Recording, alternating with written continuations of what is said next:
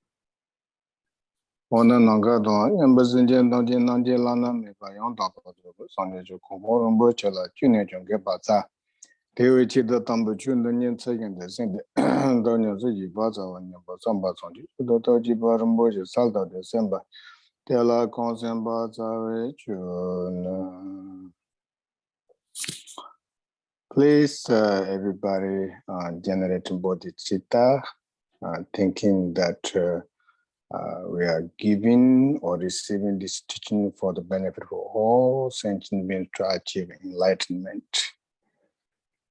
So the motivation is extremely important, and I'm trying to gather my thoughts here, which means I have to calm down. I was praying to our lineage masters, especially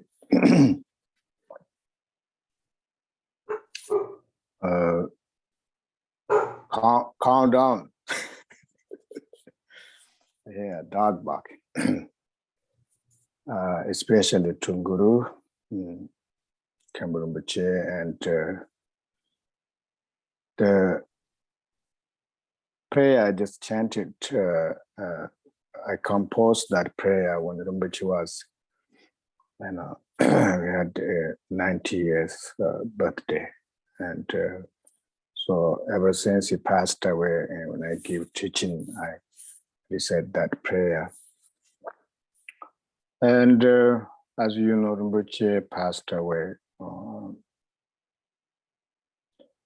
Recently, we have his anniversary, 2 years anniversary, and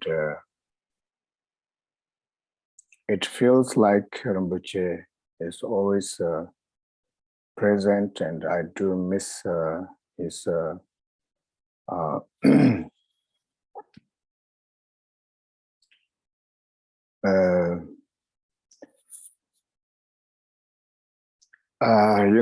when you have been in front of Rinpoche, and you have this sense of his presence and secure. I also miss Rinpoche's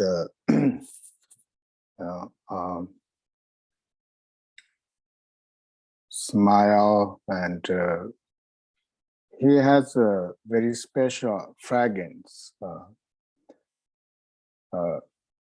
Rinpoche's sister, Pema, who used to talk about, I don't really understand where this heavenly, beautiful fragrance come from. Rinpoche has very special smell that others doesn't have. And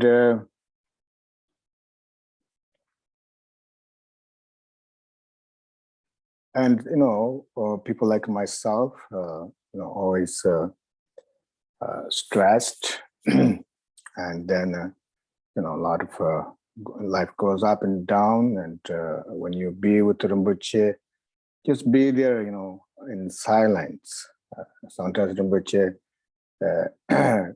keep using his mala and then looking into your eyes, but doesn't say anything. And there's a sense of comfort, sense of secure, and you have this confidence in your mind that even my life changed, even I go through difficulties, and there's somewhere I can hide in the Rinpoche's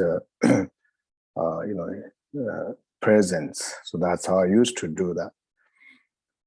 And then, of course, after Rinpoche passed away, it's kind of shocking.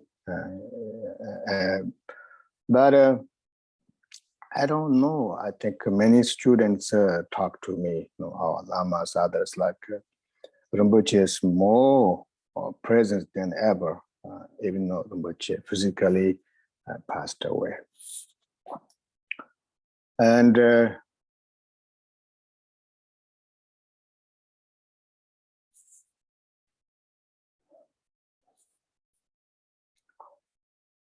so today's topic is about bodhicitta, and I think about Khenpo Rinpoche. What is the definition of bodhicitta? What is if someone has bodhicitta, chamchuchu sem, enlightened mind, we all have enlightened mind, but somebody has that experience, transforming discursive thought, transforming frustration, transforming depression into that motivation of bodhicitta.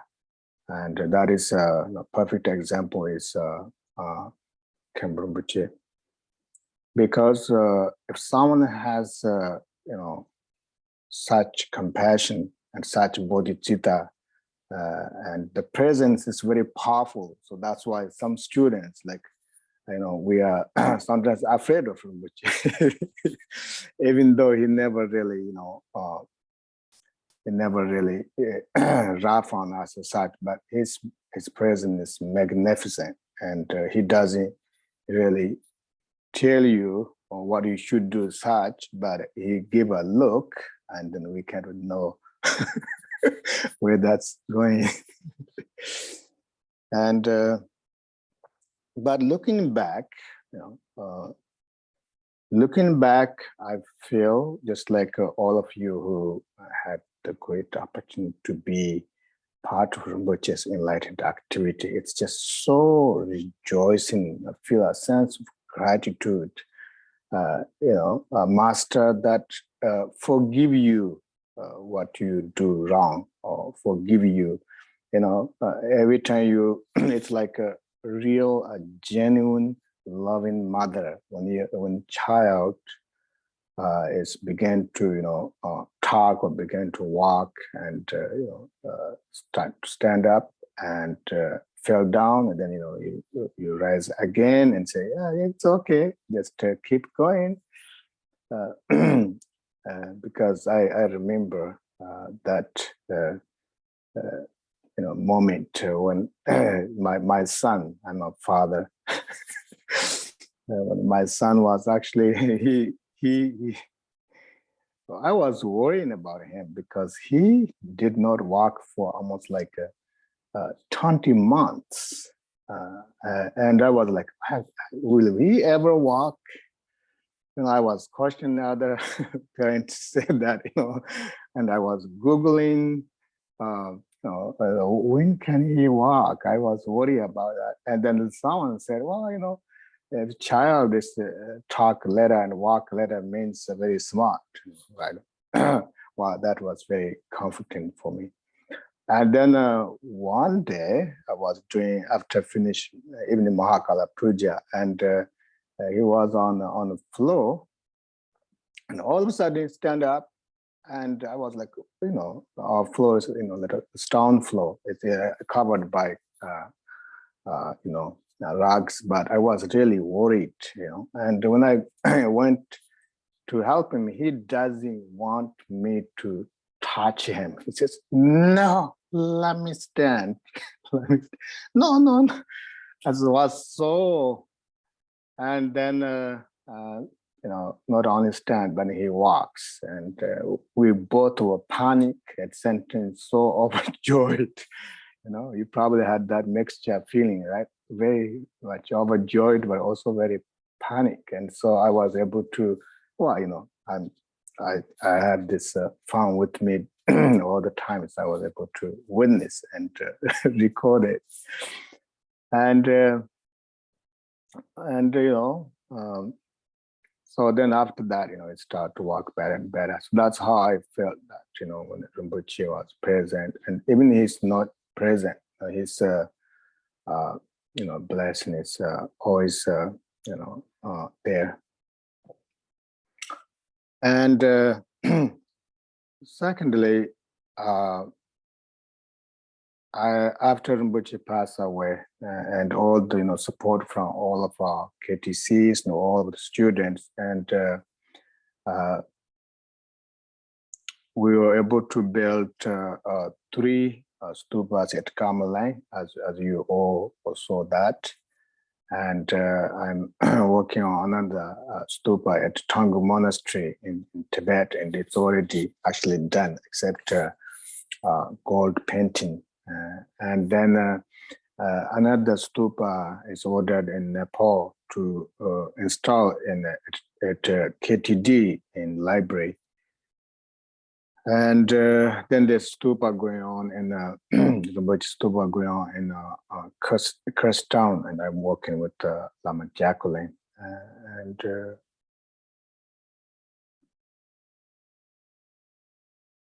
So Rinpoche never stopped giving us, he just giving us this great opportunity. And but also I hear from our students that, it's very hard to continue, excuse me, very hard to continue our practice when Rinpoche passed away. How can we go on? And of course, everybody has different methods, and my own method or my own approach is that totally rejoicing how we spend or how we receive teaching from Khenpo Rinpoche. But throughout Khenpo Rinpoche's life, especially for us being a student, he emphasized on practice more than study. He really, always ask people to do practice. And if somebody finished a prostration, he joined his hands together, give a hug. It's overjoyed. He smiles all the time, but that kind of smile is, very nurturing or very healing. So that's what he wants us to do. When Rinpoche's second anniversary, I myself, every anniversary, I try to step up with my practice. And this is not a show off, okay? I do like to show off, but this is not one of that. This is just my own kind of, rejoicing that I just kind of promised, made aspiration to do like one mala of Vajrasattva mantra, because purification is extremely important. And I'm not a disciple or student that could fulfill Khenpo Rinpoche's wishes, or even he was present. I was as an assistant. I'm not always have that outlook, seeing him as a Buddha, and that is the really definition of it. At times I get upset. At times, so I feel a lot to clear up, and so I just made that commitment, and ever since then, always okay. Here comes another burden. A little burden. I may need to move a little closer to. So you have really a lot to. I'm giving you a lot of opportunity to practice patience today. I have to move closer to the plug because it's just low battery. Maybe saying that I have low battery, who knows, me or the iPad. All right, here we go. Have to feed.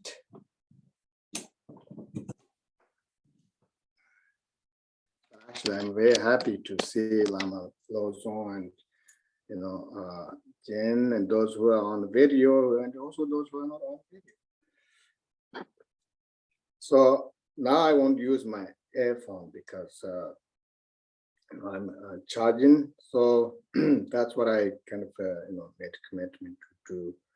Okay, this is good. Okay, do one mala of Vajrasattva mantra, because the subject or topic today is about bodhicitta, and one of the important about bodhicitta is to really have to purify a lot of negative karma, because we often talk about,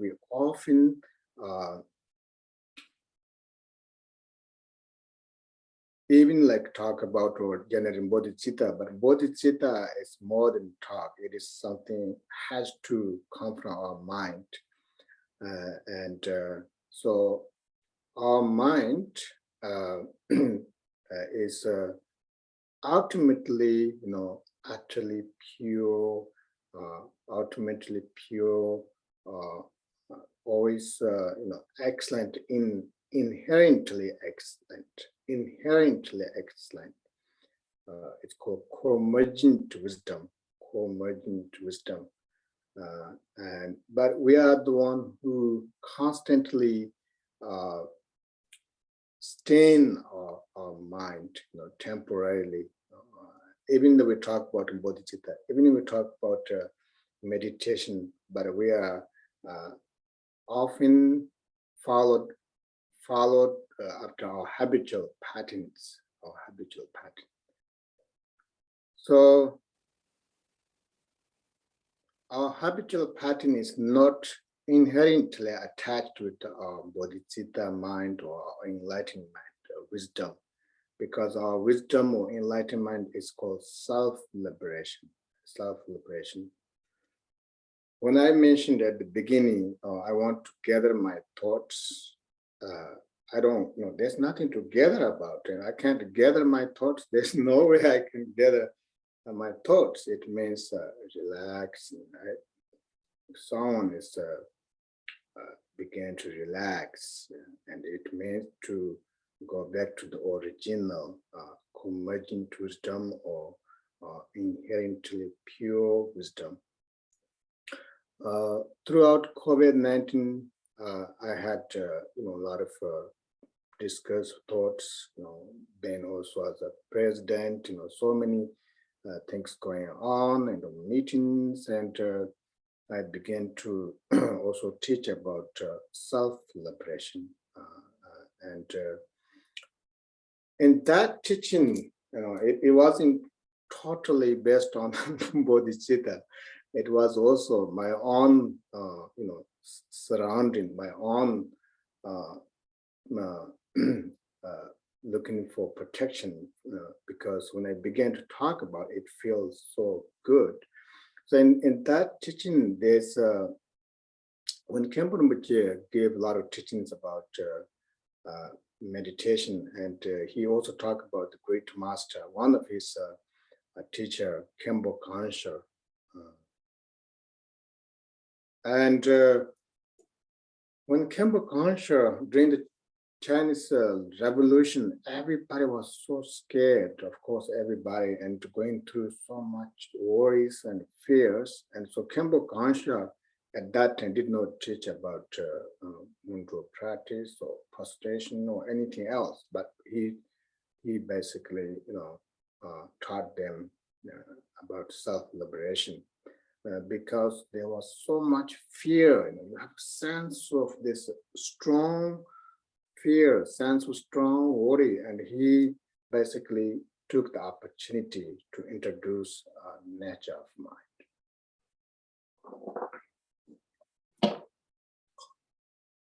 And so his teaching method was very direct, which is I felt was so needed for me because all those worries, etc. Even I know COVID-19 is not over, but now this kind of 21st century, everybody, regardless what your lifestyle, everybody has that very intense schedule and intense emotion, and our mind is more like a wounded part of our body, because if my hand's wound or your feet something or cut something, and you're always very fragile and very easy to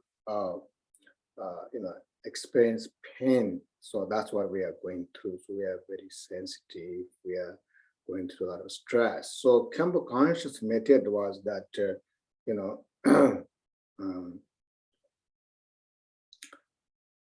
it is okay to have emotion. It's okay to have stress. It's okay to have all of those, but it is okay to completely ignore the great opportunity,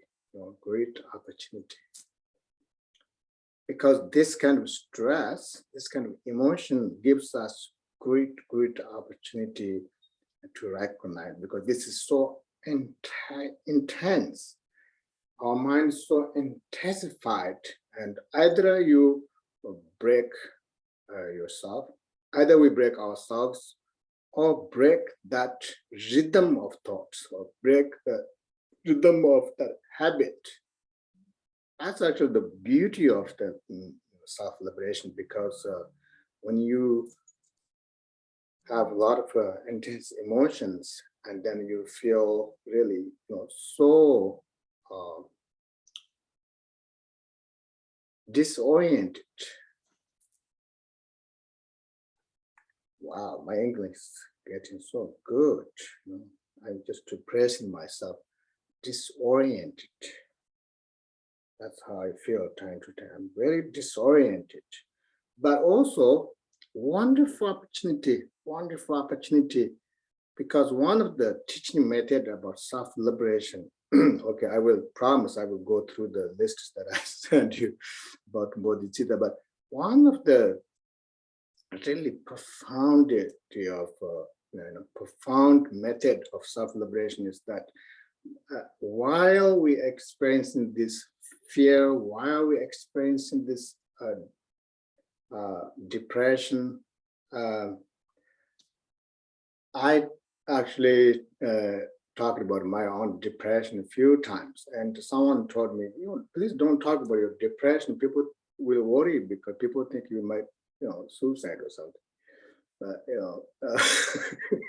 Because they said that depression is like it's something has to do with suicide. I said, well, I talk about depression because I do feel I'm depressed. I mean, everybody go through mental cycle, but simply because I'm depressed, simply I'm stressed, I'm not just living this feeling into your mind's hand, or I'm not ignoring, but as Khenpo Karthar mentioned, some of his teachings, even like these days, some of the Tibetan senior or Tibetan elder people, including, of course, our master Khenpo Rinpoche, talk about Khenpo conscious methods, and there's a whole book. But one of the methods that is, there are so many methods now, it's so helpful, is that why are we experiencing all this turbulence of mind, depression, and either, as I mentioned earlier, either we break ourselves down, completely disoriented person, or we break the rhythm of that feeling, which means while this feeling is going on, at the same time, the ultimate level, the convergent wisdom, or the inherent wisdom is nothing changed. This is while all these floods of depression, floods of all this stress going on, but then because we used to follow them and carried away within that flood of thought, flood of depression, but instead you just gather yourself and just see is the other part of our mental beautiness is that so untouched, right? That primordial or the inherent wisdom is so untouched, no matter what's going on out there.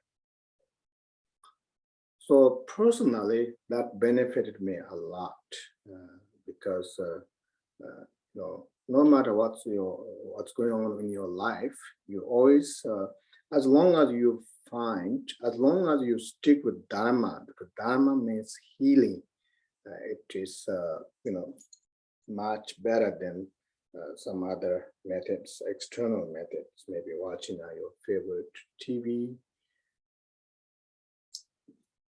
Could be news. You get really upset. we are already disoriented mentally, and then we just add another addiction, which constantly, pushing into the darkest. It is, we just we say dig our holes, whatever, and we just keep digging that. So, and also then the funny part is that, expectation part is that, we expecting there will be a light while you're just going deeper into darkness, which is so wrong. so wrong. So please do use that method. I think we all go through, regardless how we look like, regardless how our lifestyle is, we can be, financially good or everything good, such, but everything is temporary. Everybody has to go through this stress or depression or emotional states, but that is an opportunity. That opportunity, you cannot let it go. If you keep letting it go and following that depression, following those stress, following all those emotions, then expecting there will be liberation simply because you will be chanting some prayers, or you will be changing your diet, or you're taking a walk, may not work. So recently, I'm working a lot out.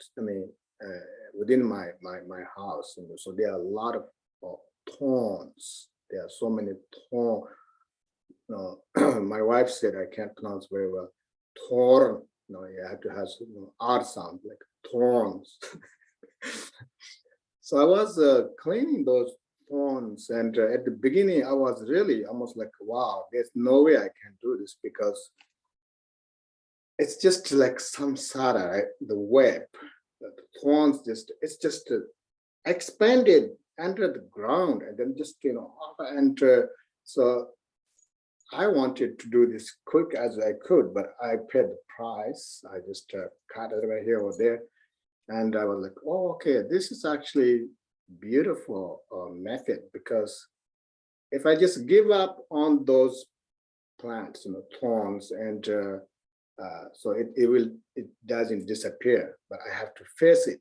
But when I face it, I have to know how to cut it practically or something without to harm myself. So I was looking, I was more patient because I failed at the beginning. Not surprising. So when I began to look, I could see there's a way to get, there. But what I did was like, just a little bit flip up and go a little bit under and cut the root. And then I pulled from the root, and then all this branch that, gathering and web, like, so massive, kind of goes away. So that is what I'm talking about. That don't miss the opportunity to look at your mind while you are so intensified by depression or emotion. And instead of complaining about it, instead of complaining about it, instead of talk about somebody's fault, instead of taking, limitless antibiotics or depression, those medicines, because those medicines. I'm not a doctor, but as a practitioner, you do want to take medicine, but they may have some side effects, right? Sometimes maybe temporarily your immune system kind of numbed and cannot feel the depression, but that can be a barrier that you can't see it. It's almost like a walking into a grass and there is a lot of thorns. So both methods, you don't want to go too extreme, total dependent on like such medicine, or saying, oh yeah, it will take care by Buddha or such blessings, and I don't have to know. You still want to take those medicines. At the same time, I use this great opportunities, presented for us by our own mental afflictive emotions. Consider supposed to be really bad, but it can be transformed. So either we break ourselves down emotionally, or we break that rhythm of stress or depression through realizing that while you experience all these emotions, at the same time, convergent wisdom and primordial wisdom is always vivid, untouched, and disturbed. I know this, I talk this a lot. Some people hear this too much and you might get upset. And when you get upset, look at look at that, just calm down.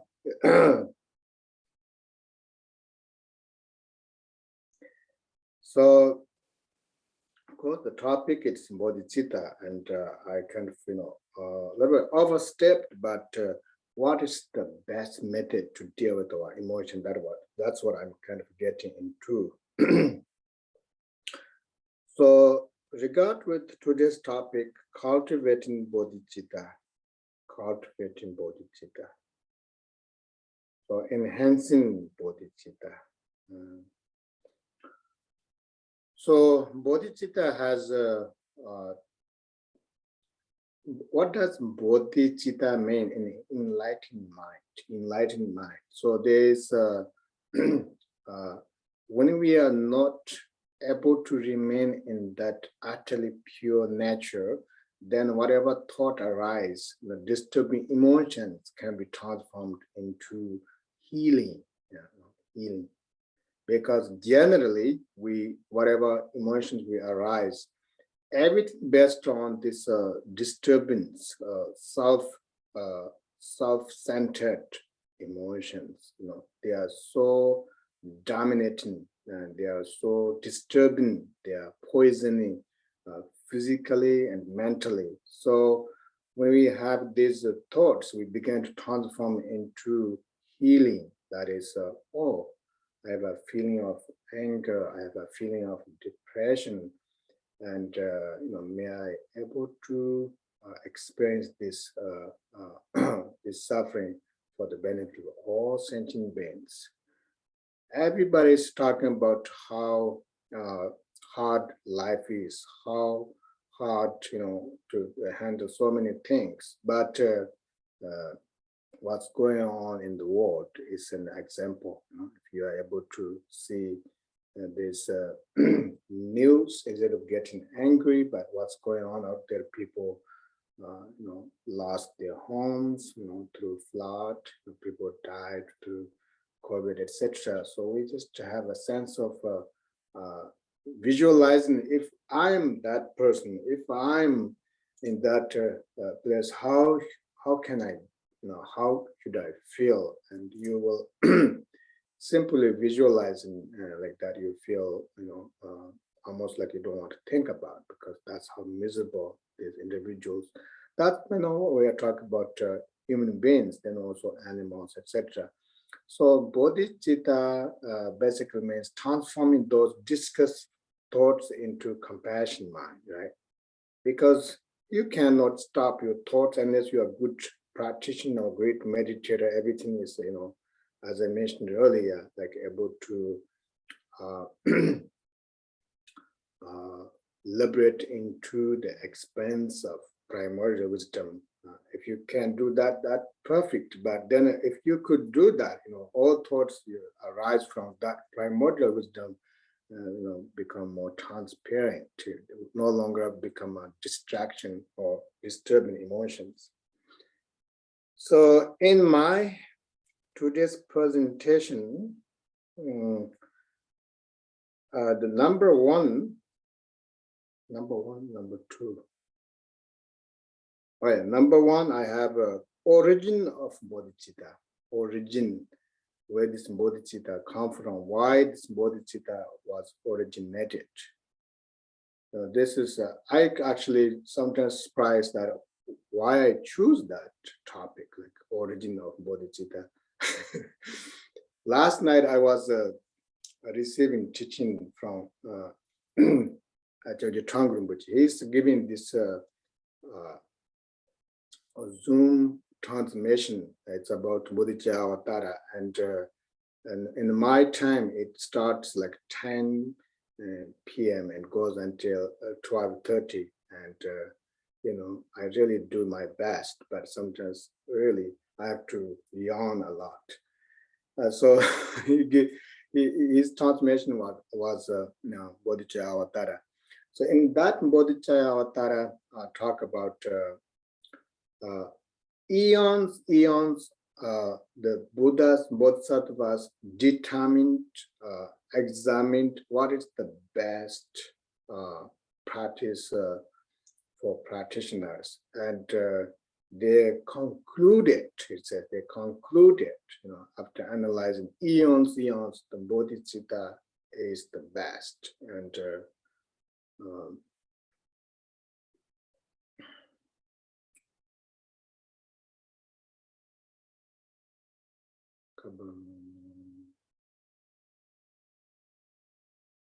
so they concluded bodhicitta is the best practice or best healing, and that's how we can say how the origin of bodhicitta, how bodhicitta arise, and what is the cause to arise in bodhicitta is also based on overcoming selfish, self.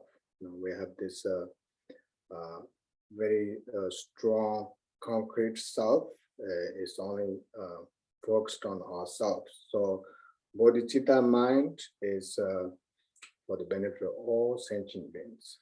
So bodhi in Tibetan is janchu, means awakening. Citta is mind. So awakening mind. So at the moment we do generate bodhicitta, but what we have is a consciousness. It's called namchi in Tibetan. Namchi means consciousness that only struggles with phenomena conditions, temporary conditions. Whatever we hear, whatever we feel, whatever we see, everything is apparent. Everything is passing, everything is changing, but we are attached to that. Is attached to those phenomena, those appearances, those fragile temporary conditions. That's why, when we try to grasp something that is so fragile, that is so impermanent, that's why we cannot find that everlasting happiness. So namchi, that's called consciousness. And then yeshi, in wisdom in Tibetan, this is Tibetan terms, really, really good. Yeshi. Yeshi means consciousness, wisdom that knows, the primordial wisdom that has been there forever, from beginning, right? So the namshi, the constant, the temporary appearances or temporary conditions has never really been there from beginning. It is a temporary, transformation. So when you, let's take an example as a house. House is built based on cardboard. I'm not sure if there's such house. And you think this is, wow, this is, looks very beautiful, and you are totally relying on that fragile, temporary and very impermanent cardboard house, and expecting that is the everlasting, house, or it's a deceiving. We are totally deceived, and it takes like a little fragile, a little wind or something, everything what we expect, loses. So that's why we are getting into problem continuously. We are expecting this, our so-called life, temporary changing is the, permanent happiness. So yeshi is a beautiful thing that, the wisdom that knows the temporary is not important. This is just a constantly changing. This is not about, but what really important is the yeshi, the wisdom that knows, wisdom that been there from beginningless time, being there forever, is always present. Yet it is limitlessly permanent. It is reliable. So that's why when I mentioned earlier that when you experience those emotions or discursive thought, this is an opportunity to discovering that limitless wisdom, that everlasting, innocent wisdom. So that's called yeshi. As long as we are not into that wisdom, all the time, and at times we have like I wouldn't say at times, most times, when you have a lot of thoughts and distractions, instead of being there negative and constantly getting accumulation of negative karma, and you are transforming into reasonable, virtuous action. That is bodhicitta. So, so bodhicitta is mind, whatever thought arise, good or bad, transforms into virtue actions. And so bodhicitta has two aspects. One is relative bodhicitta, and one is ultimate bodhicitta. And according to the 7-point mind training text by Njanga Kuntu, they first talk about ultimate bodhicitta in that text, and then talk about relative bodhicitta. And relative bodhicitta is kunzub jidemba, means relatively true. Okay, this bodhicitta is not true ultimately, relatively true.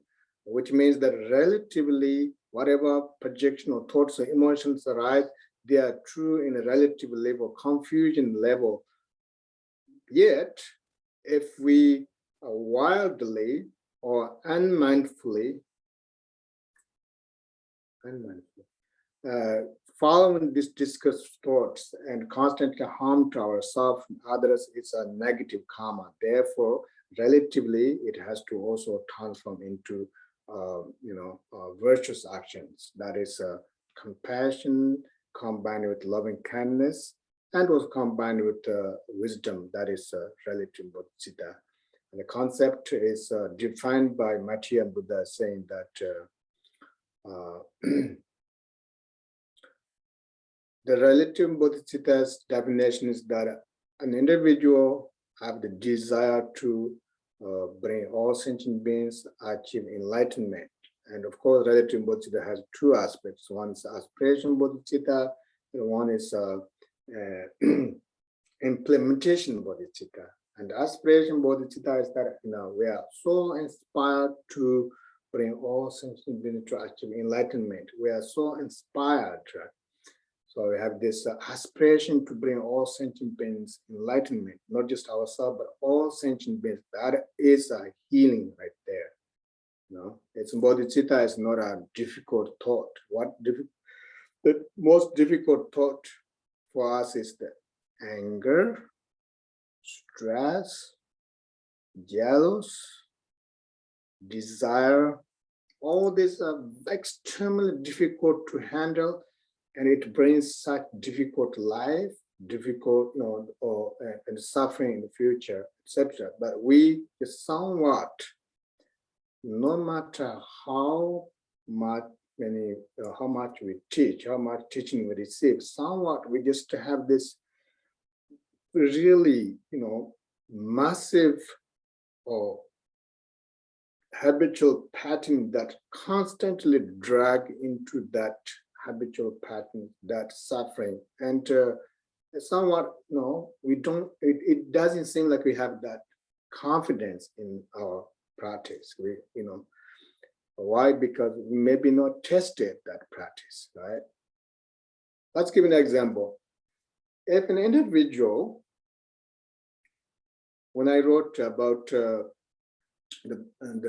collection stories about Siddhas of God, which was taught by Khenpo Rinpoche, and I wrote that down as a book. And those books basically giving us a perfect example. And in those books, not those, in that book, they are not those. In that book, there are some practitioners who were just, like us. Some of them worse than us, killing somebody or killing others. Their suffering is the one who brought to the liberation, because they cannot bear the suffering. They also know that how much negative karma they have accumulated. And those sufferings brought them to realize that, there's no end, and they took the opportunity to rely upon teachers or meditate such. So that's why we, as a practitioner, and we have this, we have so much emotions, so much stress, so much depression, and we are responsible to take that opportunity to experience, actual liberation thought, liberation meditation, and that has to be tested by ourselves. Ourselves has to experience. It doesn't take that much time. It doesn't take that much effort. You simply, remind what we were talking about. Why you have this is my ongoing kind of teachings that when you go through really difficulties mentally, and then also sensing or really analyzing, not because it was taught, but analyzing why you have these feelings of emotion, overwhelming emotions, and then at the same time, let's see, is there any other things going on with your mind? That is the other side of your mind is the primordial wisdom, absolutely still and vast and absolutely quiet and touched by emotion. That doesn't take much time. It doesn't take whole morning to, sometimes, while you are arguing, you don't argue, you guys never argue.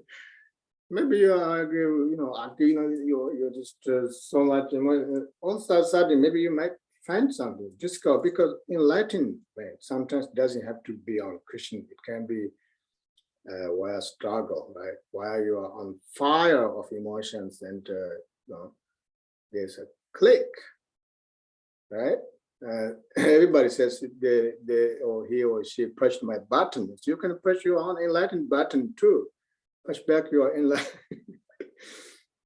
Because the reason why I say is this, because I myself really sometimes it's unbearable, suffering and emotions, and there's the only way to turn is into Dharma, right? Dharma means no harm, no harm. And so the moment you think about resting a little bit of that self-liberation, right? Emotions, why you have these emotions, not really was an emotion in liberation in primordial sense. It's wasn't emotion. It was just a projection that you are so deceived. And so that is considered perfect, excellent purification. I mentioned earlier, we need to require purification. Purification, relative purification, relatively, we offer and doing posture. All this extremely important, but one of the profound method is self-liberation. Self-liberation. That is the cutting the root of form that I deal with. When I cut it, I feel, I was a hero. I was the winner. So relatively, we have to have aspiration bodhicitta and implementation bodhicitta. And let's see, I don't want to go over time. It's 12 o'clock we stop, right? Mike Tyson? Yeah, we have 12 o'clock. You can go a few minutes over. It's okay. Oh, okay. I said I was You'd late. like to finish your thought. It's fine. No, when I talk, there's no such thing finish. And then you also will never finish judging it because you may not know what I was talking about,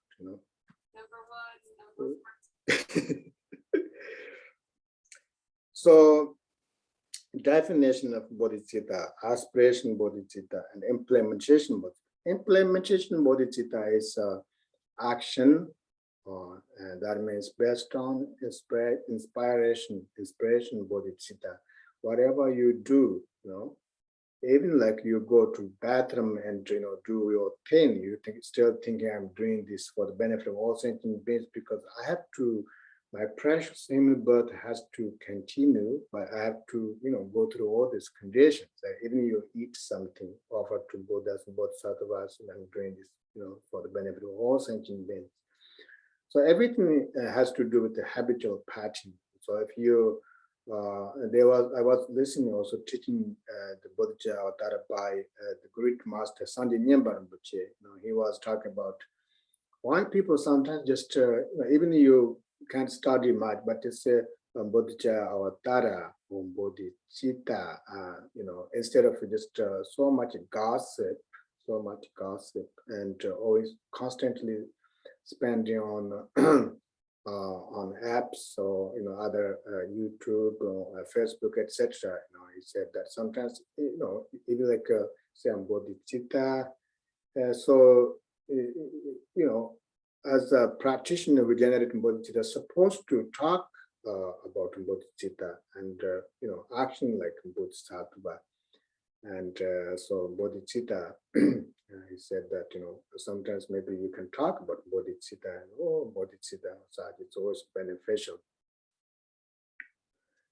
So based on that aspiration bodhicitta, where that aspiration bodhicitta come from, it's based on immense compassion to all sentient beings. According to Shantideva said that the Buddhas, Bodhisattvas, and sentient beings are equally kind to us, equally important, equally precious. Because Buddha gave us the opportunity to know how to generate bodhicitta, but bodhicittas only can arise based on sentient beings. So sentient beings are so kind, especially those who are giving us hard time and those who you don't like. They are the most inspiring or great cause to arise in bodhicitta, because bodhicitta, on the other hand, compassion, wisdom, especially patience, patience.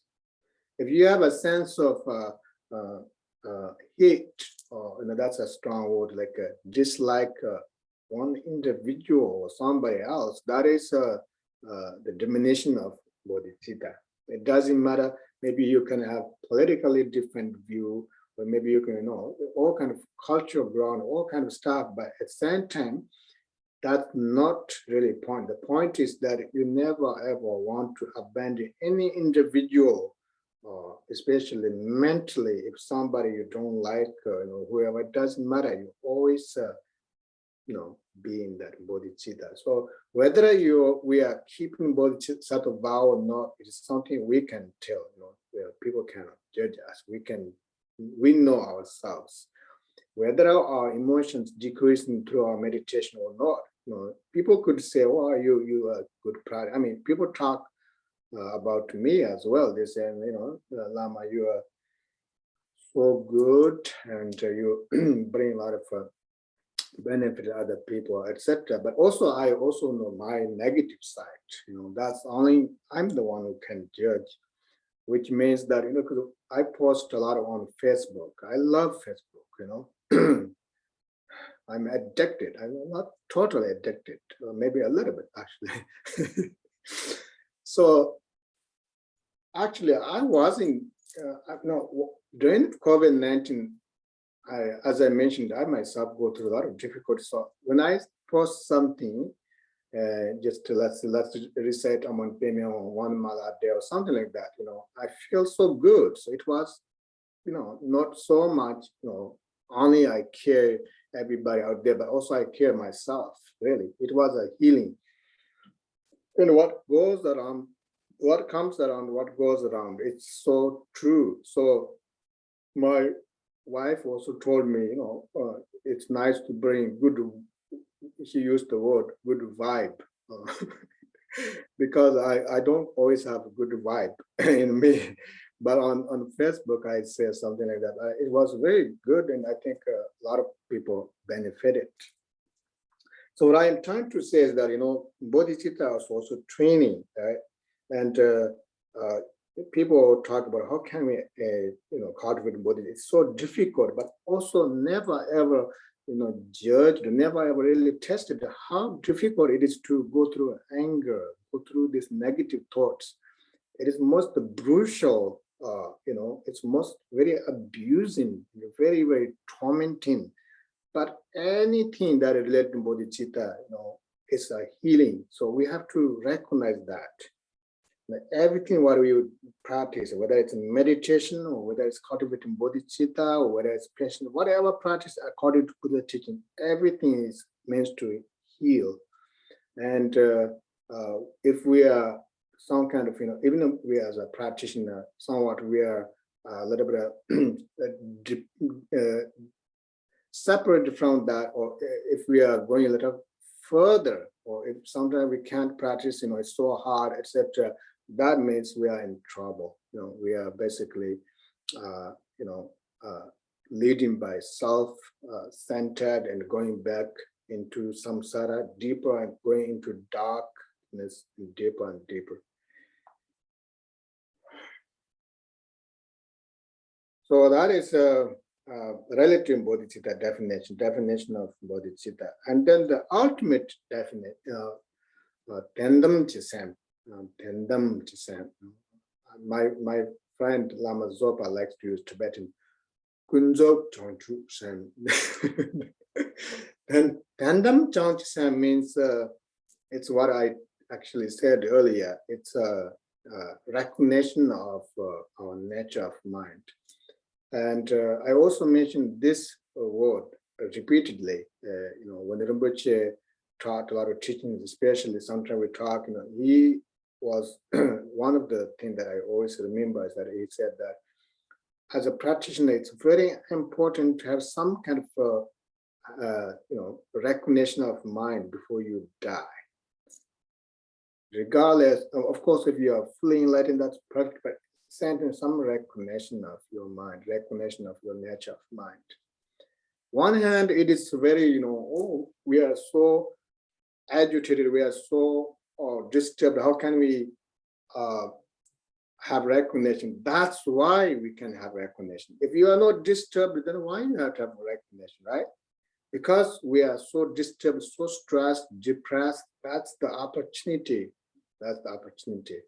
Like Khenpo Karthar taught all those Tibetans, they really came to realization. They came to realize the nature of mind. And there are many of them went into solitary retreat if they, couldn't come out of Tibet and become so wonderful practitioners. So because they were so feared, they were so worried, they were so stressed, Khenpo Karthar gave the opportunity or remind them. But something has to come from individuals to work with that. So that is ultimate bodhicitta means ultimately we are enlightened, or our mind is absence of any discursive thoughts. It's been like that, and Buddha's teaching did not change anything, and it's been there forever, primordial wisdom.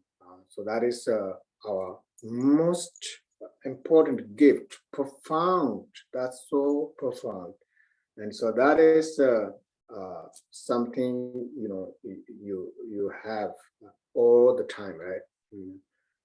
While we were struggling, while I was struggling to go on Zoom, I still have that primordial wisdom. While we struggle with our family, it happens, right? People sometimes struggle with family, you have that. While people looking down on you, you still have that. While politically, going a lot of difficulty, you still have that. So that is a gift. That's a wonderful gift. But because of the, Buddha's teaching, especially on Guru's blessing, so he's saying us that this is what you have. This is my gift. I think some of our senior students definitely remember when His Eminence Rinpoche traveled to US, and he said something that that his guru 16th Karmapa told him to let others know that they have Buddha nature, everything be okay. So that's a message that was given. He was saying that while we are stressed, while we are depressed, whatever going through difficulty, still have this inexhaustible Buddha nature. Hairstyle.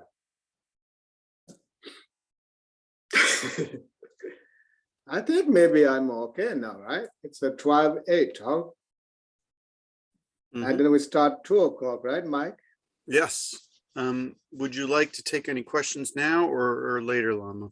I can take 3 questions. Yeah, I like questions. Okay, I think the first one is a simple one. Can you spell Rinpoche's teacher's name? Kancha? Is it?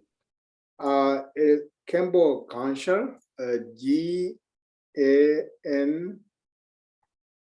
Maybe Lama Lozum remember the actual spell.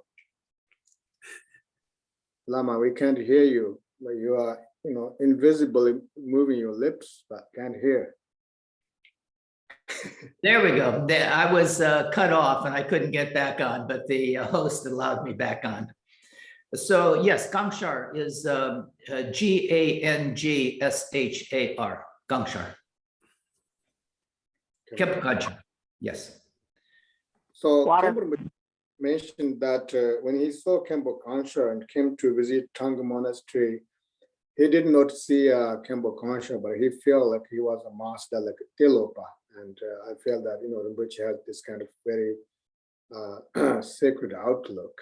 And so Khenpo Karthar's teaching was very unique because he sometimes doesn't talk, unless when he came to the retreat, 3-year retreat, and he basically told a monk, stand up, and then first stand up against a pillar, and then say face to pillar, and then say the laws of back against a pillar or something like that. So that and then he did that 3 times, and the monk was recognized nature of mind. He realized that first, it's back against the pillar means if he's against the nature of mind, there's no way you can do anything.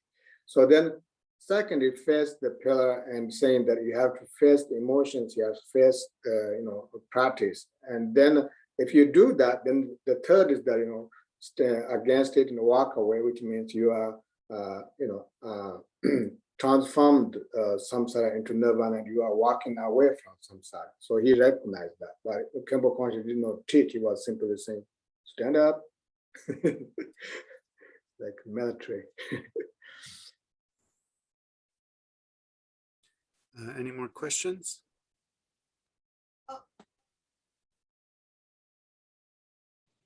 I did place one in chat, Mike.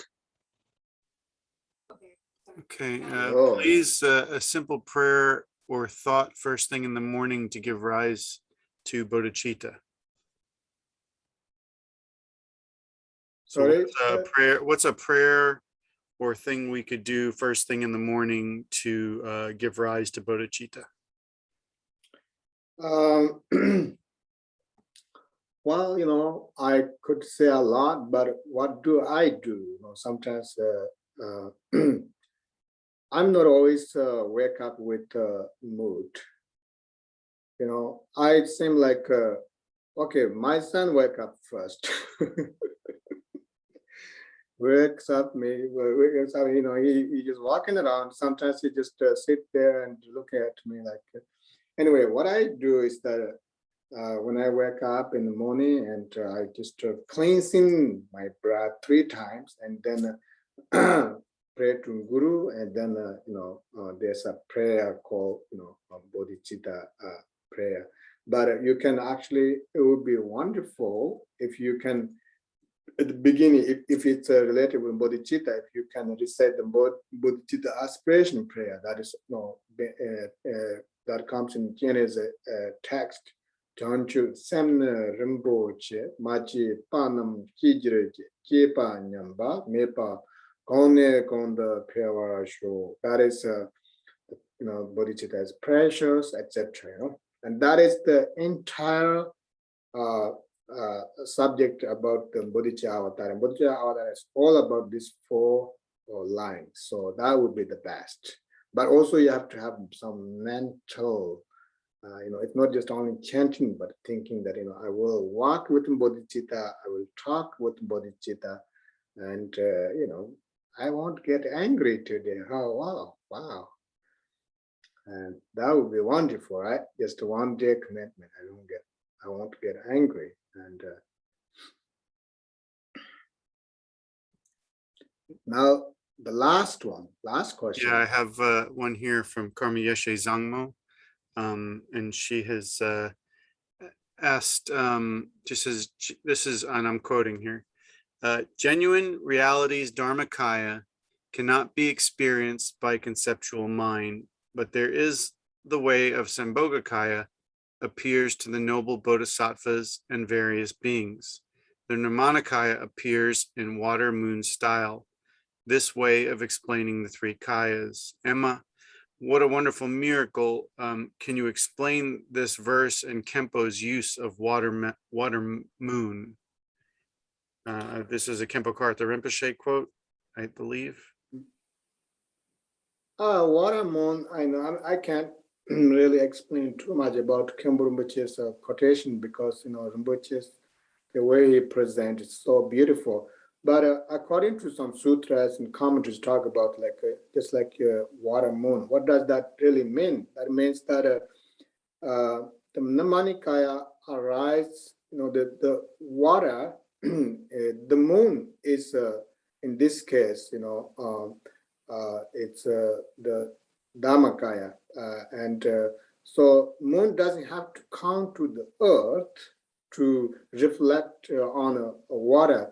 Rather, the moment there's a water, there's the moon reflection, which means that when Dharmakaya is realized, and then naturally due to the aspiration of that Buddha or enlightened being, the Nirmanakaya arise naturally. You don't have to put extra effort to do that because of the aspiration, enlightenment, gathering accumulation of merit, and then Sambhogakaya arise. On the other side of the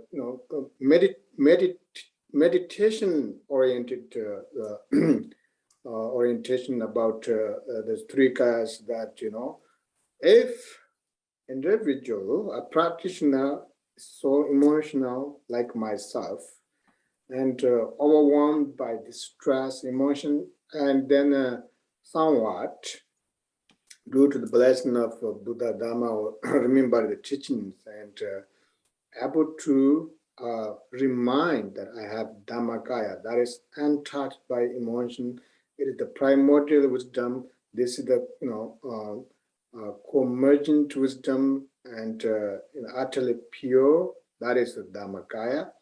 And then whatever feelings arise, that is Nirmanakaya.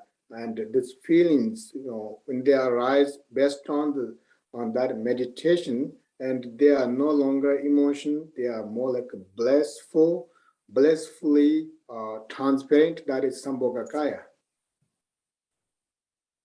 That is the mental practice. Did I say some wise words there? Thank you, Lama. All right, yeah. So I'll be back at 2 o'clock, right, Mike? Yes, Lama. Everyone can use the same link, and hopefully we will not have any problems. I'm going to put a few links in the chat for some fundraising things that we have going on at KTC Jack's, our Etsy store, some new t-shirts that were donated. And if you'd like to make a donation to the opening of our center and all the things that we're working to achieve, you can use any one of these links that I put in the chat there. I would say this is the best opportunity. We are talking about bodhicitta and gather accumulation of merit, purifying negative karma. And in addition, that I do want to say that congratulations that KTC and Jacksonville, finally have you already had center, but this is more like independent. And I really feel that this would, activity will expand. Lama Lozon is there, and, I can teach on Zoom. Later, COVID is over. You can travel. It's, not too far. And, I really see a lot of Dharma activities. And I just, when I saw that, news about new center, I was like, I wish Rinpoche is present, that I can go to his room and do 3 patients and just present that news. But I did kind of mentally, I just saying that there's the center is they have new place, and yeah, that would be really special. And I personally encourage that everybody try your best to participate or whatever way to really help. And that is a very auspicious connection with the Bodhicitta teaching today. And so I will see you at 2 o'clock, right? So let me do the dedication, and then at the end of the dedication, I will chant the Bodhicitta prayer that was I was mentioning to Mike, and with my another teacher's melody, Sanjay Nyemba Rinpoche, where I received all the Kanju teachings and all the treasure, some of the treasure teachings. So he has special melody, and I always use that. So let's dedicate this merit for the benefit of all sentient beings. I also offer this to our Supreme Guru, H.H Karmapa, especially our Khenpo Rinpoche, and I offer this to him, that I know he will please. He is already pleased that we are, talk about teaching, talk about center, talk about, Dharma activities. And also we pray for long life for all gurus, so pray for what's going on out there. May all sentient beings have happiness and cause of happiness, and free from suffering and cause of suffering. Zonam de tanje zeba tane tana ba. Kiga nanje bala druba ya zeba zolan druwa druwa sho jambala power chitra chemba don kundu zombo te on te je kera kenje jize. Gewan da tanje sana ma je ba na je Khenpo nyamba me pato kome gonda bajo.